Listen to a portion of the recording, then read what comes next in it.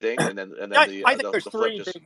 Look, first of all, it's going up by a factor of 10, whether they fix any of the stuff, right? It's going to go it's going to be a grind up by a factor of 10, just because gold is broken and Bitcoin's going to replace gold. And now everybody in the universe knows they need a non-sovereign store of value in the form of a bearer instrument. So now they're looking, the amount of stories for last year, people said inflation may be coming. We're not sure. Now the mainstream narrative is flipped to inflation is here. You need an inflation hedge. So it's going to grind up to replace gold. It'll go to $500,000 a coin, regardless of whether they fix these things. But there are three things that are massive catalysts that cause an acceleration.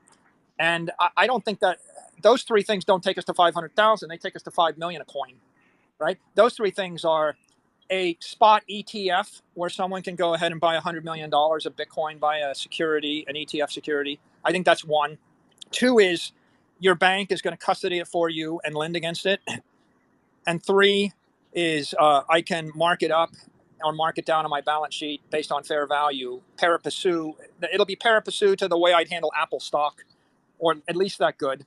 If you have property with fair value accounting, by the way, it becomes pari passu to the way you'd handle treasury bonds on a treasury balance sheet. Treasuries are better than stocks because treasury is property, whereas a stock is a security, and you're capped out at 40% of your balance sheet as security. So it would be a major, major breakthrough if you saw any of those three things. And I'll end with this one observation. I tweeted this last week, but I think it's very powerful.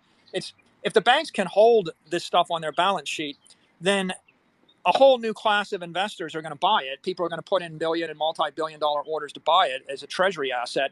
Nobody's going to sell it because there's no reason to sell it if you can borrow against it at LIBOR plus or SOFR plus 50 basis points.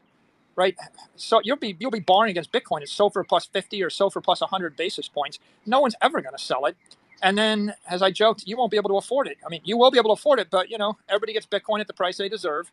When the banks normalize it, and you can draw a $100 million credit line at 100 basis points from an FDIC insured bank, at that point, right, we're going to blow through the market cap of gold by a factor of 10. Right. So I think the best thing is those three things are highly likely to happen. I don't know if they happen in 36 months or 24 months or 12 months, but I would be shocked if it's more than 36 months. And I hope, guys, it doesn't happen in 12 months, because my view is the longer it takes, the more progressive the grind, the more time I have to buy more of it. And I think right now, if I'm not mistaken,